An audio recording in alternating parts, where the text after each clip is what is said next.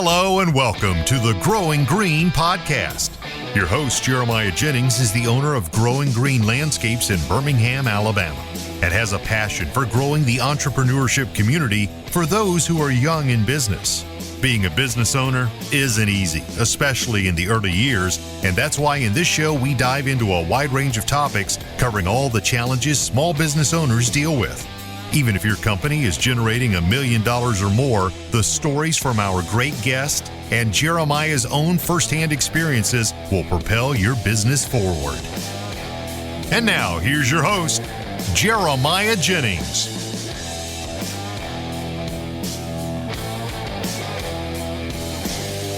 What's going on, everybody? Thank you so much for tuning in to another episode today here on the Growing Green podcast. This is your host, Jeremiah Jennings, and I am super excited to come to you today with another fresh new episode for your Friday. Hope y'all are doing well. Hope you had a great week out there. If you're listening real time and you're wrapping up, maybe you work 4/10s and you got the Friday off. That's even better. Driving around, get some estimates done, some quotes out the door. Or if you are working because you got rained out or you just got that much work, well, that is not necessarily a bad thing as well. But hope y'all are doing fantastic. Thank you for the support of the show and helping us get to this far, into the show. We are, 430, almost 450 episodes in. So that cannot be done without each and every one of you listening and supporting every week. So I do want to say thank you here as we go into the weekend, and just want to make sure that we're always thankful for each and every one of you. But we have a great guest interview lined up for you today. We have a returning guest of the show, friend of the show, Eric Hill with Fay-Ark is back on the show today.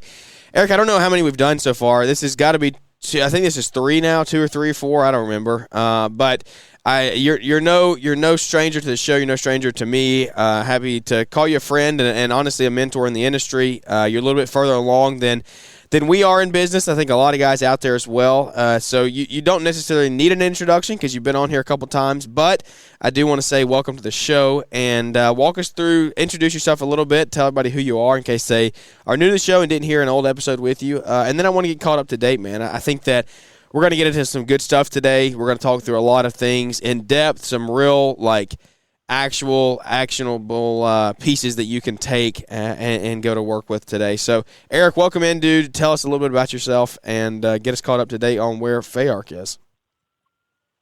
Yeah, for sure. Thanks for having me first off and for having me back. And yeah, so I'm located in Fayetteville, Arkansas, up by University of Arkansas, right around Walmart headquarters, Tyson headquarters, JB Hunt. So we're in a booming area. Started off just like everyone else, boneyards in high school, and grew it, didn't grow it. I'm grown it a lot quicker than I ever thought I would. And don't really know how we did it besides showing up every day and putting the work in. We're a full service lawn maintenance and landscape maintenance provider. Do all sorts of projects, solder, retaining walls, concrete, drainage, design the whole thing, irrigation, lighting, all of that. And I mean, it was 6 years in business, July 1st. So we're just trucking along, and we should hit around the $3.2 million mark this year in revenue. And got about 14 to 16 team members in the field, 2.5 in the office, and then a production manager that we have just brought on recently and starting to get him in the flow of things as well. That's super cool, dude. There's so much to unpack there, break down. 6 years in and already at 3.2. That's awesome. I think that's some really, really rapid growth, and I think that you have a lot to share about that as well. Conversations that we've had just back and forth in text, phone calls. You said, yeah, I can tell you a lot of what not to do. And so I honestly, I appreciate the honesty in that. I think that is how people grow. That's how you actually better yourself in your company, by getting around people who are a little further along, who have made the mistakes, and they can say, look, this is what we did wrong, and this is what we're figuring out how to do a little bit better. So try to do it this way, or just don't do it this way, right? And so I think that we can unpack a lot of that today. I think we're going to unpack a lot of that today. So I think the first thing that we could go into is 6 years in, how did you get started? You said you started mowing lawns. What did that growth process look like for you? Because I'm sitting here and I hear you say, like, you're doing all these things. You're doing retaining walls. You're doing irrigation. You're doing design.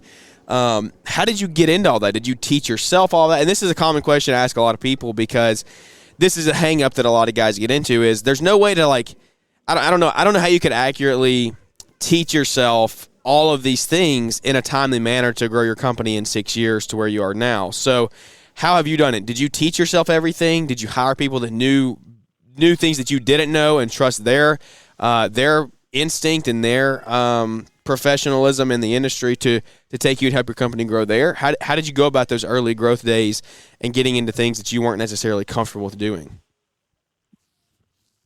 First off, it was just me learning about flower beds, learning about plants, and it's still a process of learning each day. Amanda, who is manages the whole back end of the business for us, she worked at a nursery prior, so I've learned a ton of plant knowledge from her. And I've got a really good buddy of mine who we sub quite a bit of work to. He helps us out on our big drainage jobs and dirt work jobs and hardscape jobs, and he kind of started around the same time I did. And we've worked together, teamed up on projects, and basically YouTube and talking to other people and just learning step by step. The irrigation, I didn't learn until, I really don't know too much about it. I've learned a lot the past 2 years through having a couple bad irrigation techs and a bad irrigation sub of a bunch of crap not to do, and how to not cut corners and how to not spend weeks and weeks fixing systems we've installed or basically fixing repairs that were bid for a certain amount. And this year we've lost $50,000 in potential irrigation revenue because of some stuff misbid with a manager that we had earlier this year. So, it's just, you got to watch out for it, but you got to take it step by step.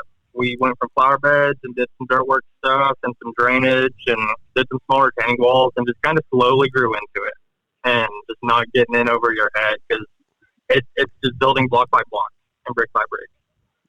I love that, man. All right, so you say you lost $50,000 potentially in irrigation revenue. That's something that it's hard to admit, honestly. Probably at the end of the day, you're like, man, how did that even happen? How have you figured that out? What happened to get you to that point, if you don't mind sharing? You don't have to go too in detail with it, but this is something that I think that I'm trying to get into irrigation. I think I'm trying to honestly encourage a lot of other people to get into irrigation because I see that there seems to be a big upside in it. There's not a ton of irrigation providers out there in our area at least, and it's a little more it's a little less competitive than mowing grass, I would say. So tell me about the whole irrigation thing. What happened with that, and maybe some tips or things you would say to do early on to avoid that happening.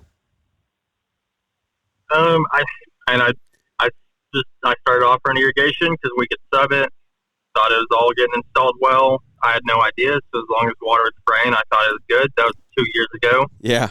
Following year, I hired my first in-house tech, and we find 2 weeks of warranty work between 3 or 4 installs, which was 2022.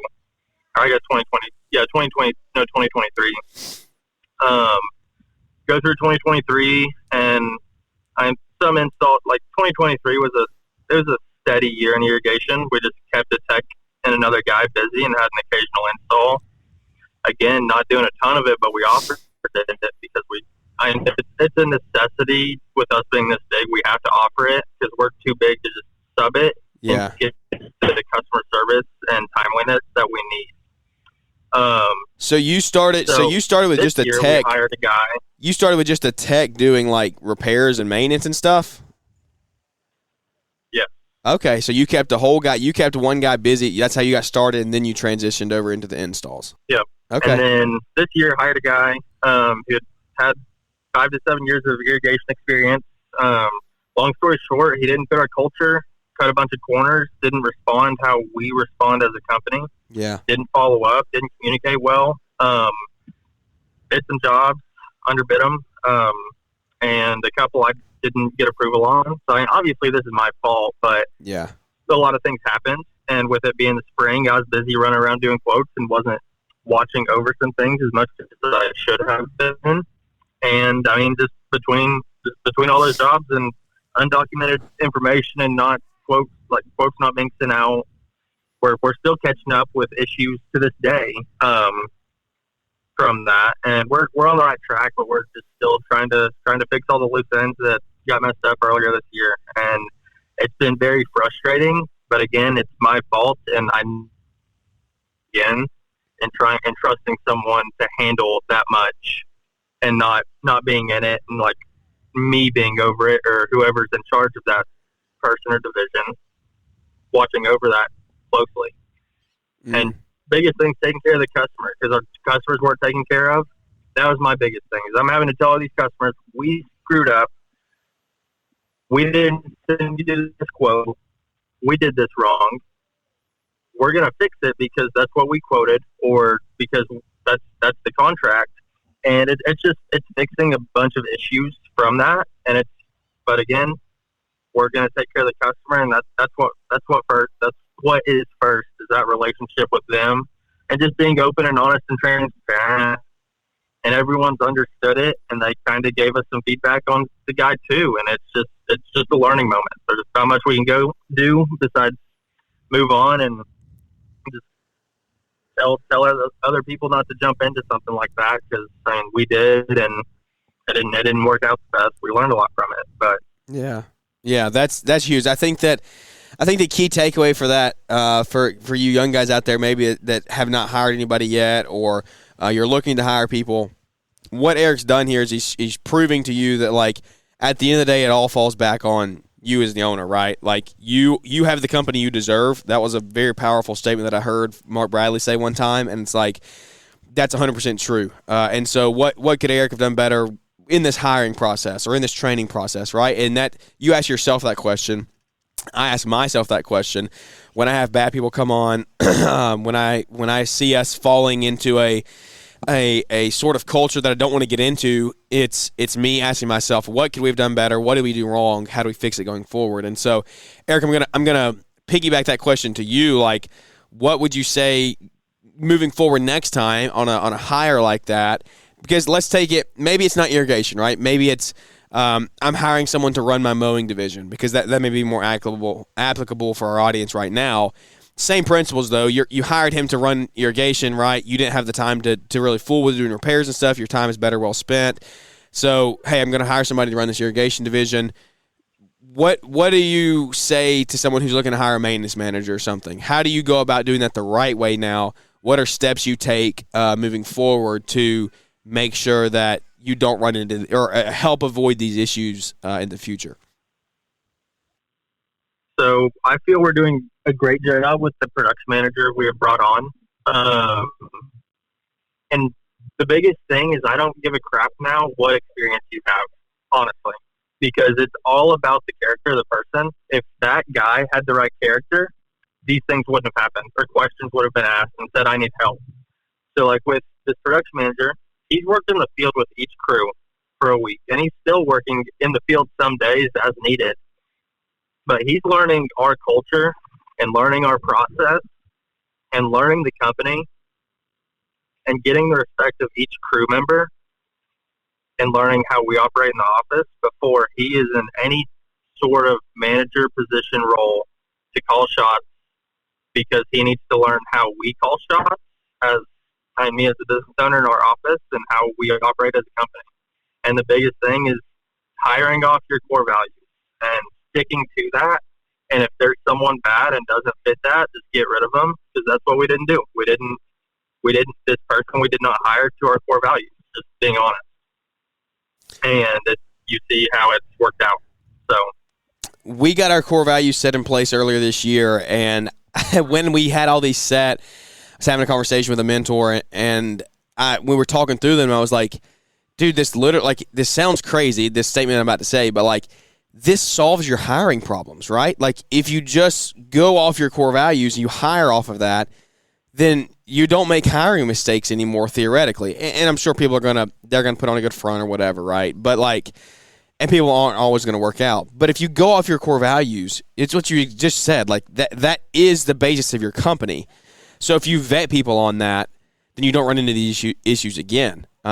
It's funny that you say that, because I said those exact same words when we got our core values set. I was like, well, this solves the hiring issue. It doesn't solve getting qualified people, but it solves, hey, when I do bring this person into my company, I'm bringing the right one in. Yep, 100%. Like, and our culture is the best it's ever been, and I think I said that last time too. But like our culture and our guys are really good. They're really good people, and it's teaching them the standard of how we operate, but them having the heart and following the core values that we have, that can't be taught.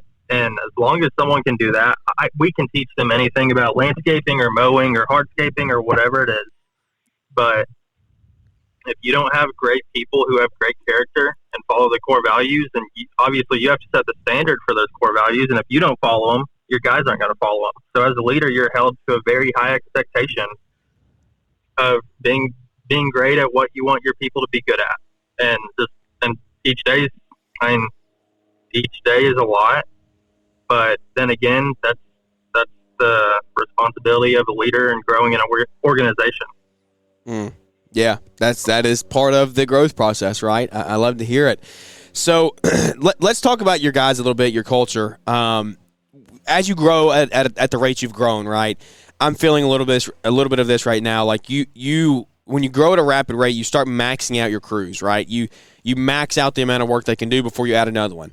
And it's finding that time, like, when do I add another crew? When do I have enough work? And so as you've seen that work through that the last couple of years especially, how have you navigated that of maxing out a crew but keeping, like, making sure that that culture stays good, they don't get like burnout or fed up with you as an employer for like overworking them? And then how do you also manage like the overtime side of things, because we've got work that we've got to get done, maintenance has to be done, it can't be skipped, but we're totally maxed out on this one crew, but we don't have enough for a second yet. What I know that's a super broad question, but take any of those and run with one. How have you kind of managed that and decided that you're going to hone in and help your company culture stay good through all of those struggles? Because I'm sure you've had at least a couple of those as you've grown. Yeah, and with our mowing, to this day, we still use 3 or 4 subcontractors. Next year, we plan to bring a lot of that in-house for our second mowing crew. So it's growing, making sure we have the work. And then, like, I knew this year we wouldn't have enough for 2 crews, and I didn't have a second really good mowing foreman at the time earlier this year. So we subbed that work this year. We've got someone training to hopefully fill that spot next spring, and then we'll be able to add that mowing crew. But the biggest thing with like helping level the workload out is we have a ton. We try and get as many people on our maintenance agreements as possible, because like in our slow times in August and February, we try and mulch. Like we try and do mulch in August and February. Obviously, I have to do some in March, just because that's the name of the game and the weather we have here. Yeah.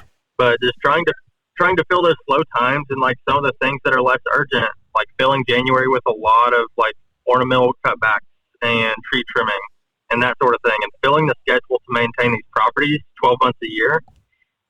And us basically like the slow times we want to fill with as much work as possible that fills time. Not that I'm just trying to fill time, but at the end of the day, we sell man hours, and that's what my job is to make sure everyone has a full schedule each week.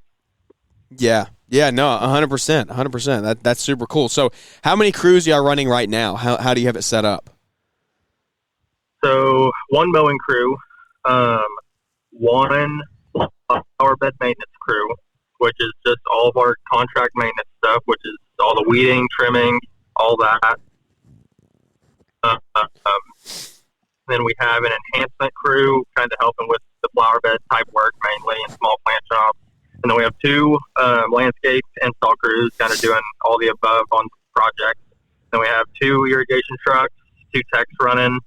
And then I want to say there's one more. Maybe not. That might be it.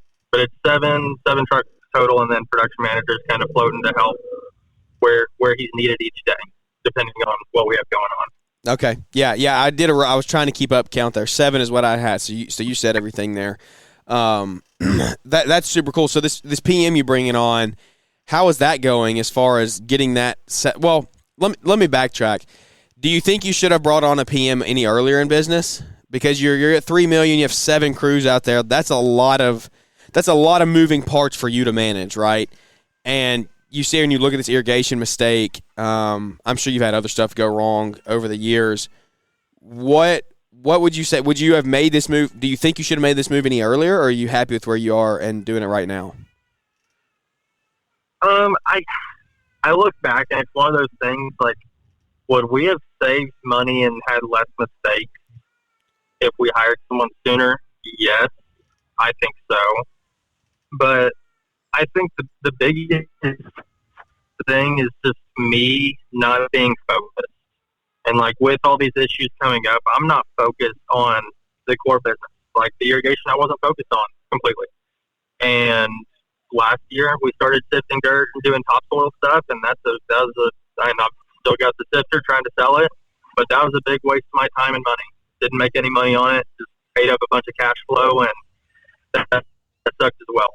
And just figuring out what we're going to do long term and creating the plans to get there is something I didn't have. I didn't have a plan. It was just like, oh, we're getting work, we're getting it out, people are happy enough, and we'll just keep on. And like now, the number one thing is the customer experience and those relationships and communicating well. And you got to have people to manage all that. So ideally, yes, probably should have brought them on sooner, but I'm glad we didn't, because we've learned a lot along the way and how we want our company to continue to grow, going to 5 to 10 million, and just kind of how we operate just with our experience and what we provide for the customer. In the world of lawn care, success hinges on managing expectations. At Lawnpreneur Academy, we get it. Our commercial lawn contract is the tool that every pro needs. It's not just about mowing lawns, it's about clear communication and rock-solid agreements. Our contract covers it all, from seasonal upkeep to handling surprises. With customizable features, it's tailored to fit your business like a work glove. No more misunderstandings, just smooth sailing toward success.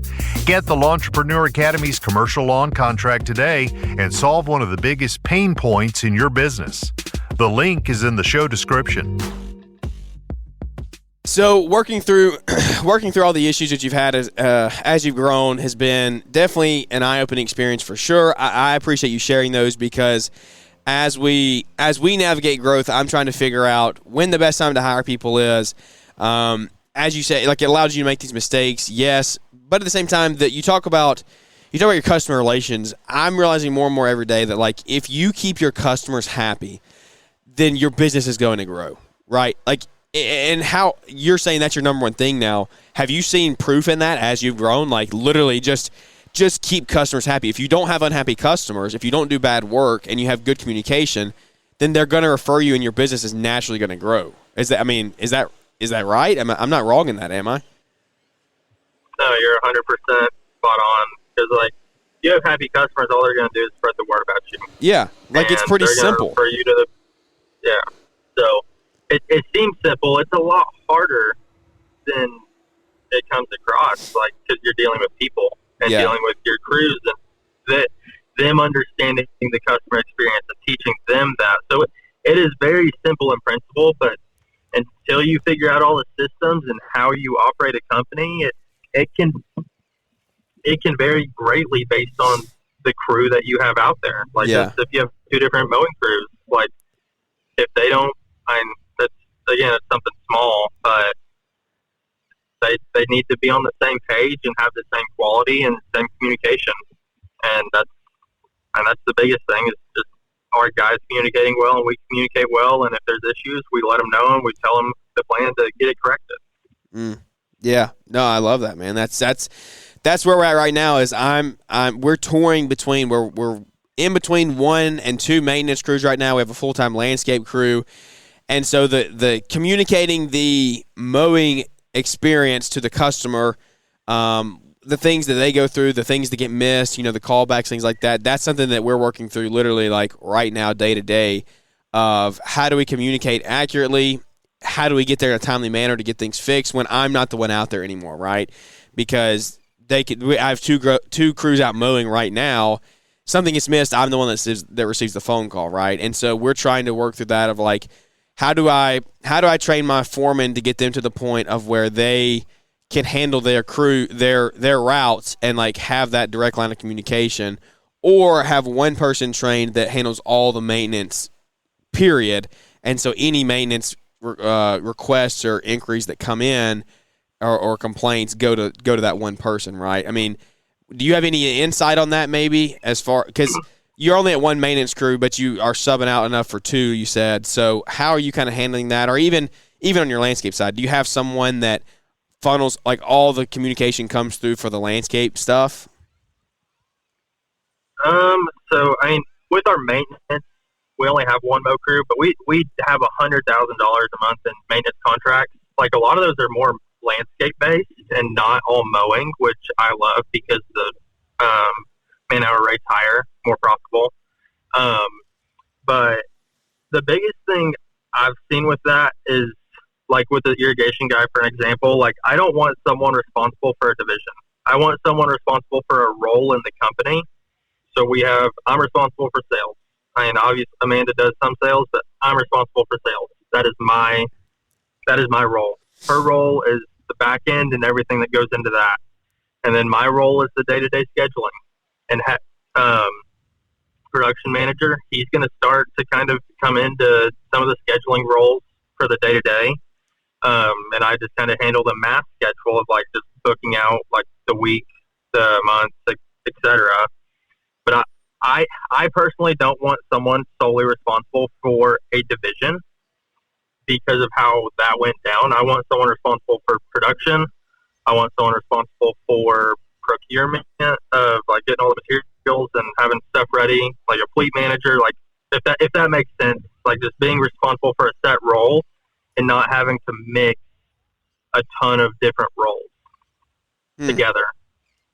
Just because like human nature is we get distracted, and like if we can make it simpler for our people to do a great job and succeed, I feel the company does better as a whole. So that's something I've learned, and we're still trying to figure out how we structure that for us to continue to grow, and we're working through that right now. But I personally don't want to have someone like solely over maintenance. Like if there's a maintenance production manager as we grow, and then a landscape project manager, again, it's production, but that's all that one person does. Okay. Yeah. No, I'm following that. That's good. I think that's spoken from someone who has gone through it and has seen that side of it as well. So I totally understand that. So you're handling all the sales and all the scheduling. How are you doing that? How is that, like, how can you keep up with that at $3 million? Like that's a lot. You have to have an extremely big funnel coming in to keep up with 16 guys and then much less the day-to-day scheduling. Like how are you doing that? So, well, I guess Amanda schedules all the maintenance stuff out for the year of the calendar year. So all of our maintenance stuff is on the schedule. And as a job gets sold, I put it on the calendar, get all the notes and information and videos put on that we need. And then it's just each morning I'm going through, I'm just going through the schedule on Aspire, and it's showing, all right, this crew has this today, this crew has this.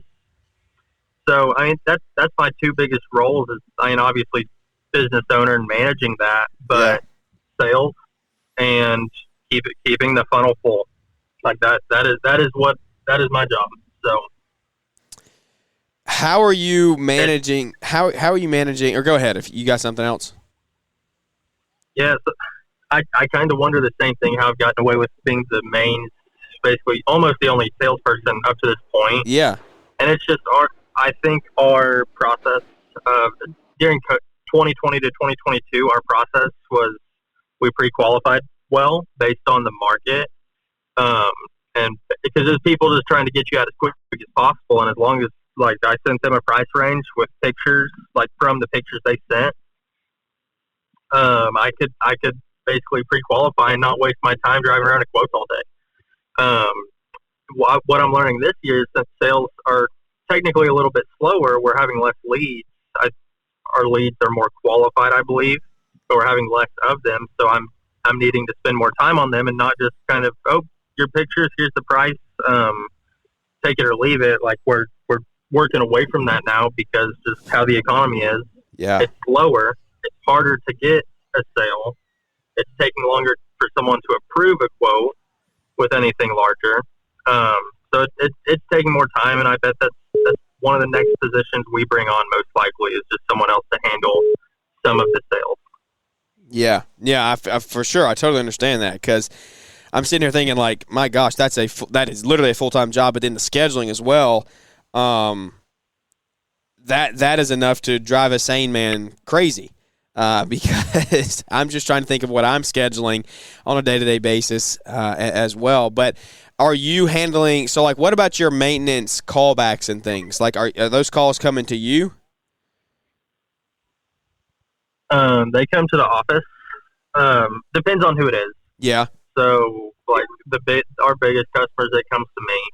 But all the smaller stuff and some residential stuff, it normally comes to the office or through email. But then again, we have multiple sets of eyes on properties. Like we have our flower bed maintenance crew and then our mowing crew. So like with our maintenance side, normally one of the other catches like any issues. And then I have done a better job in making time to check properties and just drive through and just make sure like, hey, stuff's being taken care of. And there's nothing crazy wrong or anything like that. Just constantly having eyes on properties and letting the customer know that too, because they feel better if I'm checking the property or if Amanda's checking the property, because it's just validation. Like they care about me and my property is important to them and they want to make sure it looks really good. Yeah. No, 100%. I get that for sure. That's something that I'm going through now. Just where do I spend my time? How do I get those communications down to a minimum? And then at that point, like, how do we move forward and hire the right people, put in the right places to get my time in the right areas? And so it's cool to hear you have that office there to help you as well. So, well, I tell you what, I don't want to hold you much longer. We've kind of bounced pinballed all over the place here. Talked about everything we talked about has been really good, and I think it's part of the growth process. What is just like an overall piece of advice, right? Like think back to you're between 200 and 600,000 in revenue. You're trying to grow, hit that million mark. That means you're turning into multiple crews at this point, right? You're hiring some foremen. You're trying to really get your sales funnel increased.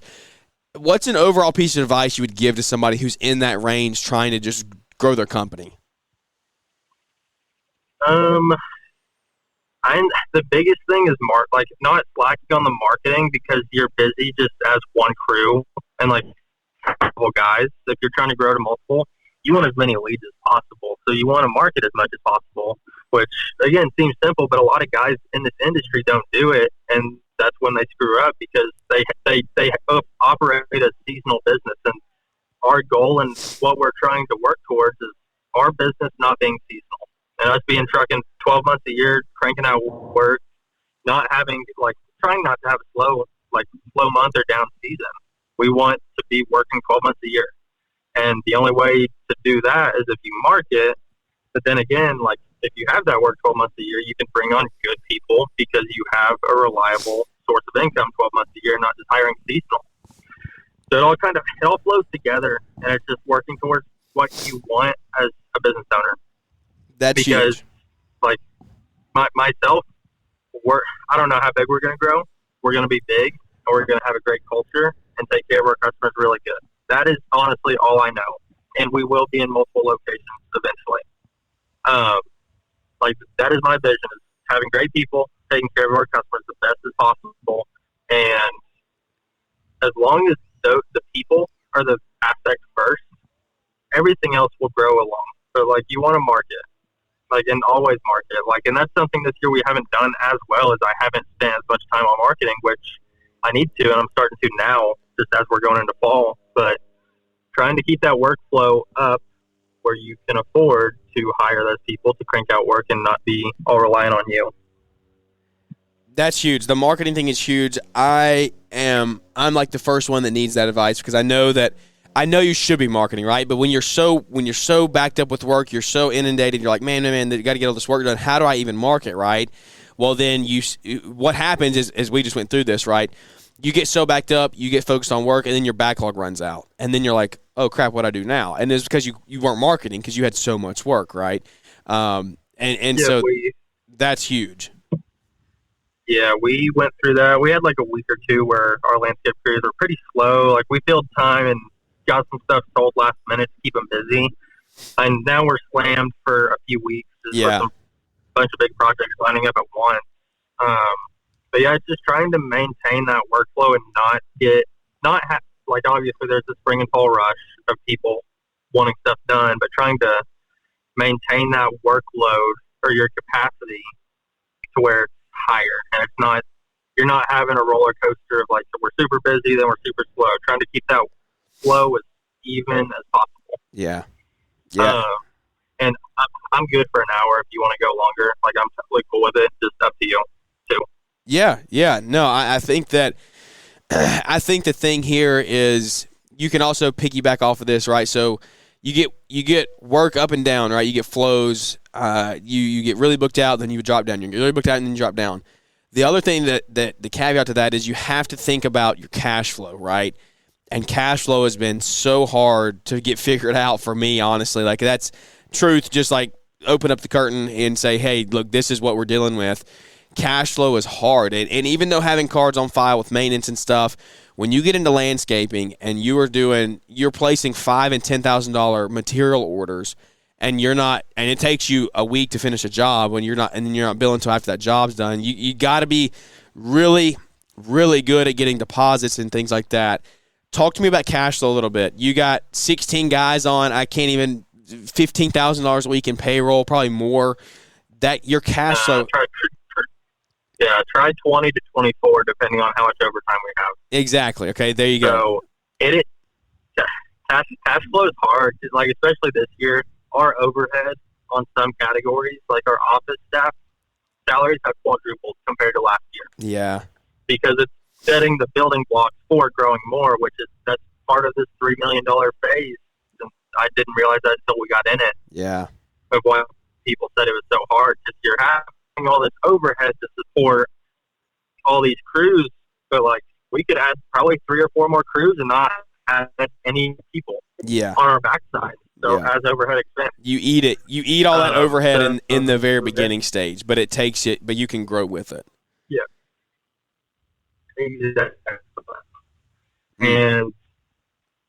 And right now we've had a bunch of stuff that's net 30 pay terms. It's commercial, and like you're not getting a deposit. Like it is what it is. That's just part of commercial, and so like it's still, like for us, cash flow is still a thing, and it's all we try and have as much stuff card on file, and any residential project has a deposit. And it's being diligent, following the process you have, and setting up a process, and being very clear on that with each customer of how that process works. Because yes, we want to get paid as quick as possible, but again, the customer's not going to do that unless they're just super excited and happy with the project you did. Yeah. So it kind of all ties back together. But yes, it's just as you're growing, it sucks cash, it sucks money. You have more loans than you probably want to. But again, as long as you have the goal and the plan in mind, it's all going to work out. Yeah, you got to stick to your vision, right? You can't get in and then get scared and try to back out with a ton of debt hanging over your head, right? That's something that I'm seeing more. Like we literally, my wife and I had this conversation. We sat down at dinner and we said, "Look, we're here. We're at a pivotal point. It's either foot on the gas and no turning back, or we hit the brakes really hard right now and we don't go any further and we get really, really profitable where we are." Because if we just keep going at like 60 miles an hour and we just stay at that point, and then we get scared in 2 years, then we're upside down big time, right? And so that's something that I'm trying to figure out. Well, we have figured out. Like we're foot on the pedal, we're going. But it's just like, hey, as we do this, you just got to realize and really be bought into where you want to be, where your vision is going to take you, how you want to train people, how you want to get good employees, and so on and so forth. So, would you agree with that at all? Like, when did you make that decision of like, hey, we're going pedal to the metal, let's take this thing to wherever you want to take it?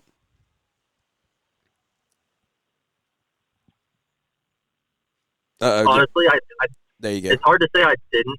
Yeah, can you hear me? Yeah, I can hear you now. So, I don't know if there's a set point, but 2020 or 2021, one of the somewhere in there. Again, I was young. I had no family. I didn't have a wife yet. I had no cost, like no overhead costs of my personal life. Yeah. So all I did, like my focus was work. That's what I did, and I put everything into that possible, and showed up each day. And it's grown quick, but also I was oblivious to the stress, not the stress, but like just oblivious to the risk I was taking until after the fact. Yeah. So I kind of laugh about it now because like at one point I could tell my mom was concerned as I talked to my dad about just business stuff because he owns his own business too, and we just talk about that. I could tell she was concerned, but also I didn't really look into it because I knew the plan that I had was to grow. Because I don't know, I want to grow. I love business, and I think that's the only way.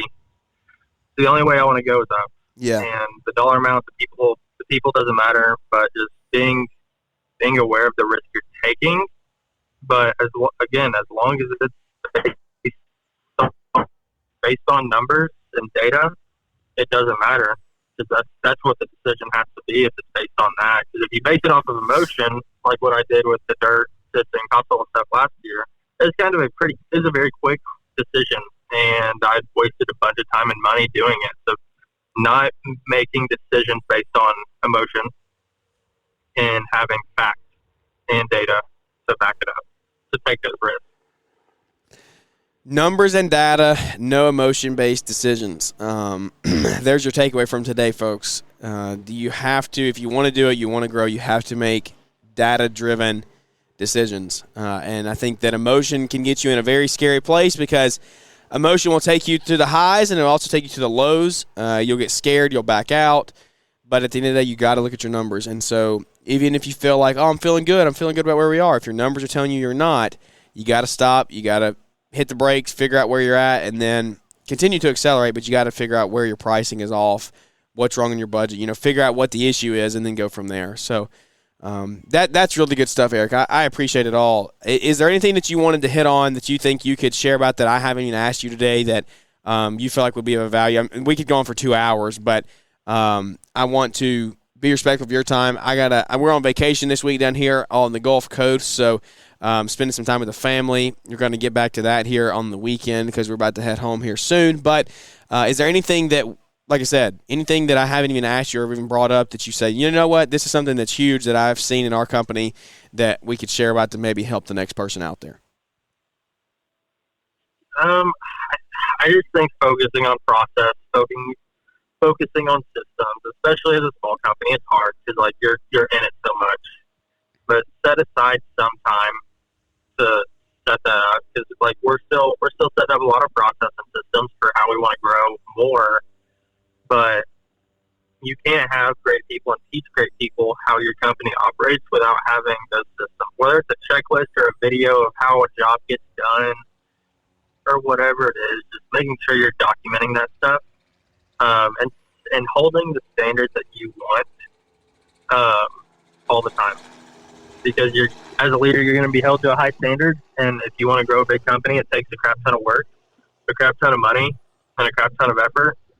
But it's worth it if you put it in. And there's a lot of guys who,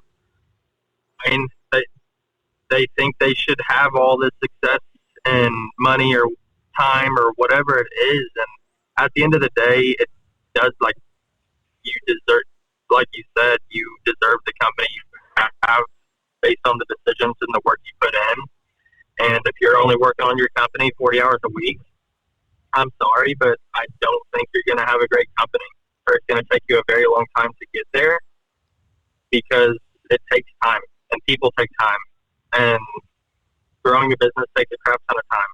And with me having 2 kids and a wife, I'm working less than I have, but again, that's 60 hours a week. That's 5 a.m. to 4:30 to 5 p.m. Yeah. It takes effort and it takes time, and I don't think guys focus on that enough because they want the big company, or they want the trucks, or they want all the employees, and they want the free time. But no one, I don't say anyone, most people don't want to put the work in it actually takes to grow a great company. Yeah. That's based on process and systems and And there's a couple companies that are great companies. And Edge Outdoor, Sam Rankin. Yeah. I went up to him when I was at Grow Group in February. Like, he has a great company. He puts in the work, and they're growing. And you can see that based on their social media and talking to him. He's a great guy. And there's people like that in the industry who grow great companies, but they're putting in the work and putting in the time. And I guess I'm on a soapbox, but put time and put in the effort to achieve the dream that you want. And that's different for each person, but work towards what you want. I don't know if I went anywhere with that, but that's amazing. That's amazing, dude. The great things don't come easy, and it requires work, it requires effort, and it's probably more work than you ever even thought you would even begin to put in, right? And I say this thing. Somebody asked me one time, what is something that you thought about getting when you started getting into business for yourself that you thought was true but wasn't? And I said, I thought when I was getting into the industry or starting my own business, right, I didn't want to go work for anybody else. I wanted to work for myself. It's the biggest lie I've ever told myself, right? You work for all of your customers. You work to serve those customers. You work to serve your employees, and you give them the environment that they want to work in. You give your customers the best service they can possibly ask for. That's when you receive reward in your company. And you got to get out of the mindset of, this is my company. This is for me. I'm working for myself. I'm the boss. And you say, hey, this is our company. This is for our employees. We're building the culture. We're helping the people out. We're helping our customers. And that's where I believe you start to see true breakthrough. Would you second that? Have anything to add to that? Oppose that? What's your opinion? 100% spot on. Well, there we go. I like it. I appreciate it. I think that's something that I realized this past year and a half is like, you know what? It's about our customers, it's about our employees, and so as you grow, you learn that each and every day. And so we're in the process. We're young. We're figuring it out. We've got 5 guys looking to add another crew here soon, trying to mechanize, land some big contracts. You all know how it goes. You're out there doing the same thing. Eric's doing the same thing as well. So this is what it's about. These are the conversations that we try to have here on the show to help you grow. Take action steps. These are all, everything we talk about today are things that you can go to work on and take action on to change your company literally tomorrow and before the end of this year. We got 5 months left of 2024. Make the most of it. Don't get caught with your pants down when you get to the spring rush of 2025, because it will be here before you know it. So, Eric, tell everybody where they can find you, where they can keep up with you, maybe Facebook, Instagram, whatever, wherever you're socially at. I don't think you spend a lot of time on socials because you're growing a company. So, but if they do want to maybe ask you a question or something, how can they get in touch with you if that's possible? Yeah, just DM me on Instagram. It's Fay-Ark Lawn Co. And then Facebook, same thing. Website Fayetteville, or our website is landscapefayetteville.com. And I'm on it some. I try not to be. I'm on LinkedIn too. Again, I'm just trying to cut back wasted time in my schedule to continue to give time to what's most important to me, and that's my family, my friends, and obviously the business. So. I love it, dude. That is what it's about. Wake up, build your family, grow your business, and you will receive a lot of return in that in the end. So, good deal, dude. Well, I appreciate your time today, guys. Thank you for tuning into the show. Hope you enjoyed it. It's a value-packed Friday episode here. Take it with you. Take action on it. Whenever it is you're listening, you can take something from this and put it into work into your company. If you're heading to Equip Expo in October, come see us there. We'll be all over the place, hanging out, networking. Use code GG50 to get you in the door for $15. That ends September the 5th, so I would take action on that. We're talking about taking action, making action steps. That's something I would do today and get registered for that. You can go to equipexpo.com and get registered with code GG50 there. So, Eric, thank you for your time, buddy. I appreciate you coming on and joining us. Yeah, thank you for having me. I appreciate it. Absolutely. Well, guys, thank you for tuning in. It means the world that we get to do this 3 times a week. So, without any further ado, that's going to wrap this one up, and we look forward to catching up with everybody here on the next one. Thanks for tuning in to the Growing Green podcast. It is an honor to have you listening, and we hope you receive valuable advice to help take your business to the next level. Don't forget to follow the podcast so you'll be notified when our next episode drops.